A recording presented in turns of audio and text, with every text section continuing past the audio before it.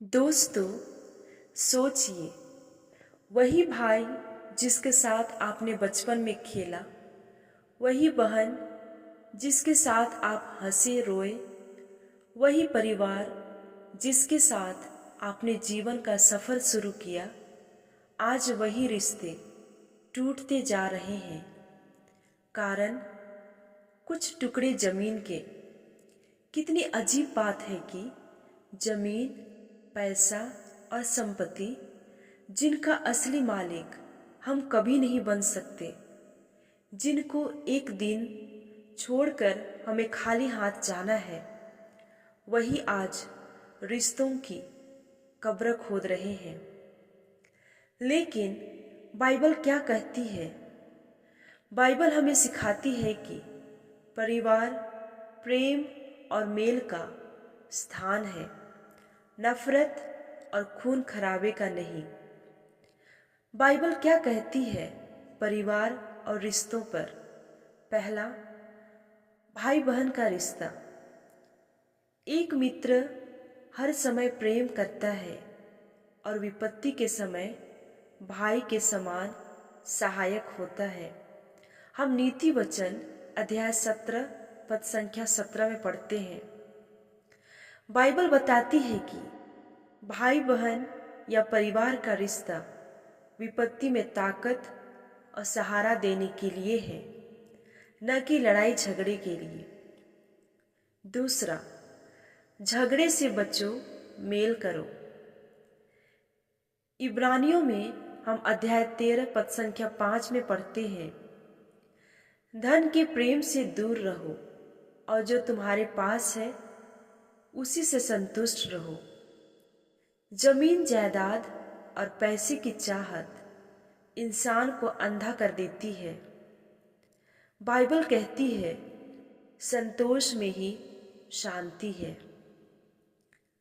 तीसरा, यीशु का आदेश, प्रेम सबसे बड़ा है।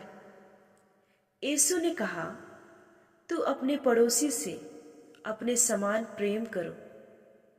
हम मार्कुस अध्याय 12 पद संख्या 31 में पढ़ते हैं, अगर पड़ोसी से प्रेम करना है तो अपने परिवार से कितनी ज्यादा जिम्मेदारी बनती है।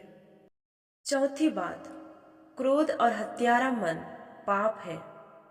हम 1 यूहन्ना अध्याय 3 पद संख्या 15 में पढ़ते हैं, हर एक जो अपने भाई से बैर रखता है वह हत्यारा है। मतलब अगर हम अपने ही भाई बहन के लिए नफरत और द्वेष रखते हैं तो यह हत्या करने के बराबर है। पांचवा, माफ करना सीखो। हम मत्ती अध्याय 6 पद संख्या 14 में पढ़ते हैं, यदि तू अपने भाई की अपराध क्षमा करेगा तो तेरा स्वर्गीय पिता भी तुझे क्षमा करेगा। परिवार में अगर झगड़े हो तो पहला कदम हमेशा क्षमा का होना चाहिए। आज गांव-गांव और शहर-शहर में भाई जमीन के लिए कोर्ट कचहरी के चक्कर काटते हैं, एक दूसरे को दुश्मन समझते हैं। लेकिन क्या 2-3 बीघा जमीन रिश्ते से बड़ी है?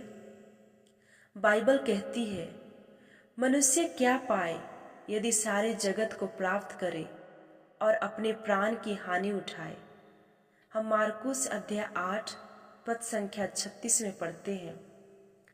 कितने परिवारों में बहन का रिश्ता सिर्फ दहेज और पैसों के बोझ तले दब जाता है।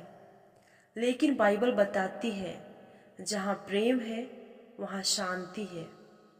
हम देखते हैं कि कई बार बच्चों के सामने ही माता पिता आपस में लड़ते हैं और वही कटुता उनके बच्चों में उतर जाती है।